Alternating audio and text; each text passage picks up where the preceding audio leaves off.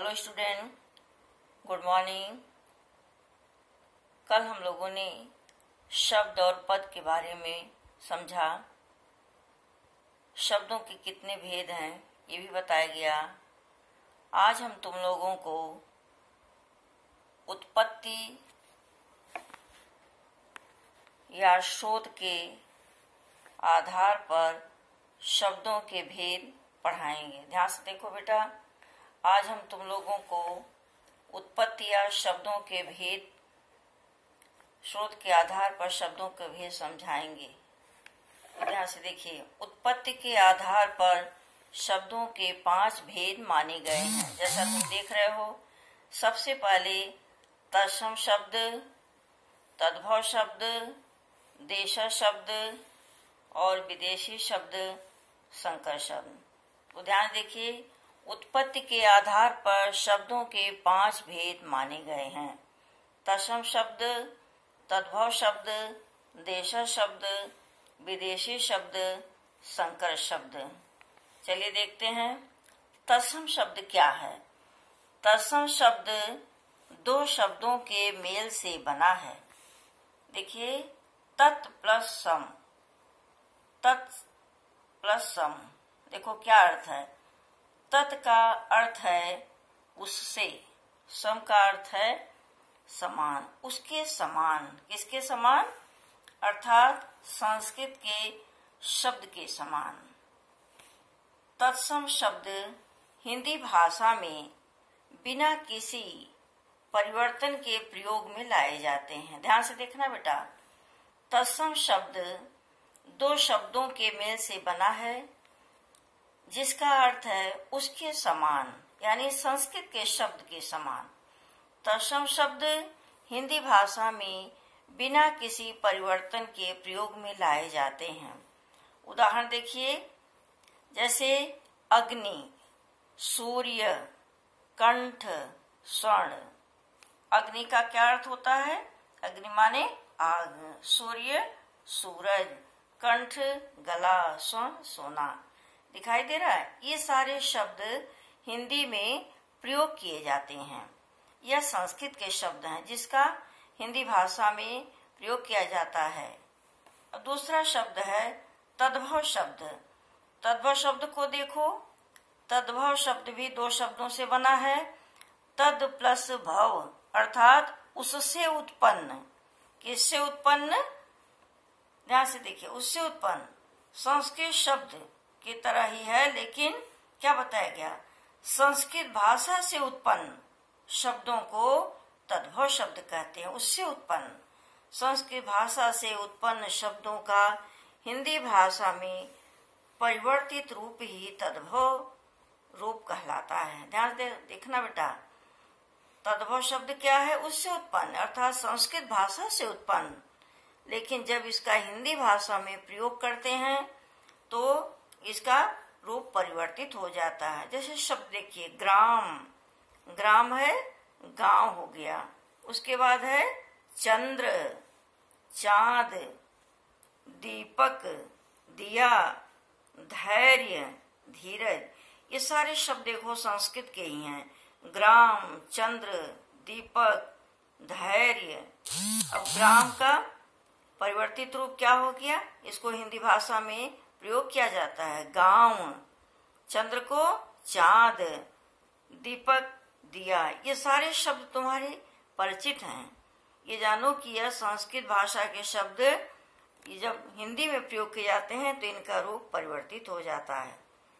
अब आगे हम देखेंगे देशज शब्द। ध्यान से देखो, तीसरा शब्द है। यह किस आधार पर शब्दों का भेद? शोध के आधार पे, उत्पत्ति के आधार पे। देशज शब्द क्या है? ध्यान से देखना। देशज शब्द का अर्थ है देश के अलग अलग क्षेत्रों की जो बोलियां होती हैं, देश के अलग अलग क्षेत्रों की बोली के जो शब्द हिंदी भाषा में आए हैं, देश के अलग अलग क्षेत्रों की बोली के जो शब्द हिंदी भाषा में आए हैं उन्हें देशज शब्द कहा जाता है।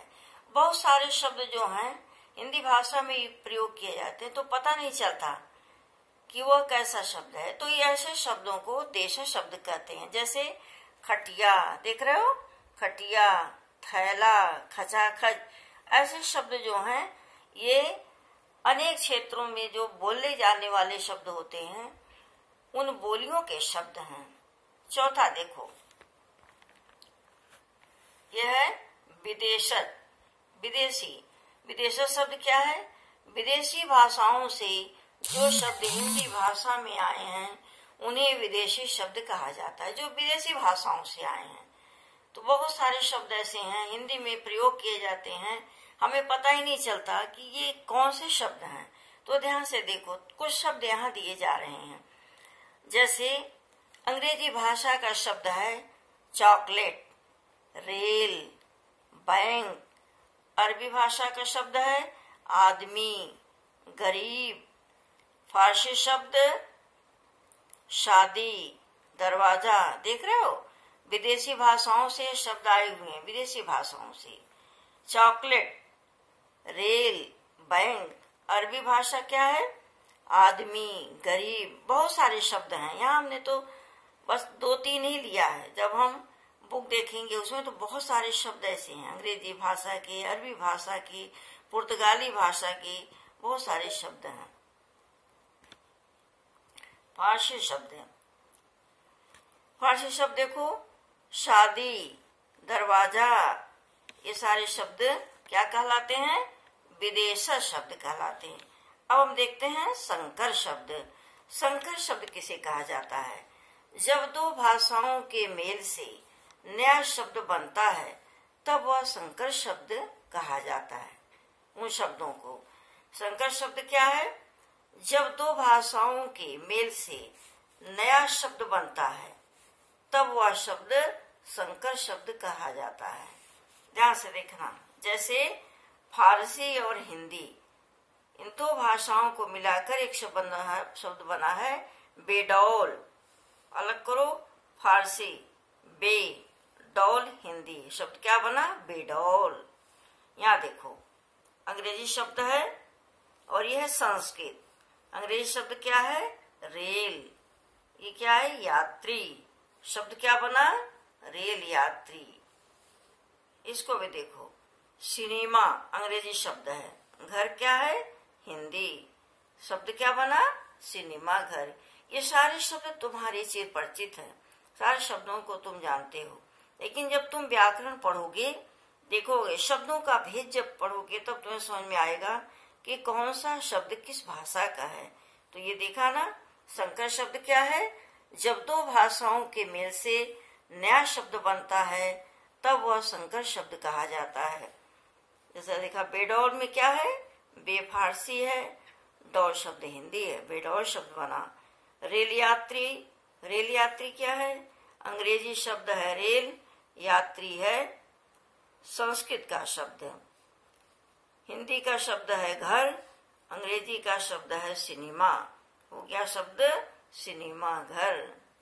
ठीक है, अब हम देखें कि उत्पत्ति के आधार पर, ध्यान से देखो, उत्पत्ति या शोध के आधार पर शब्दों के 5 भेद माने गए। तत्सम शब्द, तद्भव शब्द, देशज शब्द, विदेशी शब्द, संकर शब्द, और हर एक के बारे में तुमको जानकारी मिली। अब हम लोग देखते हैं रचना के आधार पर शब्दों के कितने भेद हैं।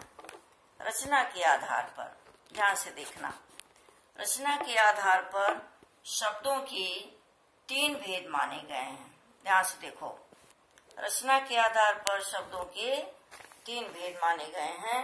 सबसे पहले है रूढ़ शब्द, यौगिक शब्द, योग रूढ़ शब्द। ध्यान से देखना बेटा, रूढ़ शब्द, तुम्हें किसी भी शब्दों को या कोई भी समझने में, शब्दों के भेदों समझने में कोई भी समस्या आए, कोई प्रॉब्लम ना समझ में आए तो जब तुम वीडियो देखते हो तो मुझे लिख के बताया करो कि मैम ये चीज मुझे समझ में नहीं आई, तो हम फिर से तुम्हें समझाएंगे।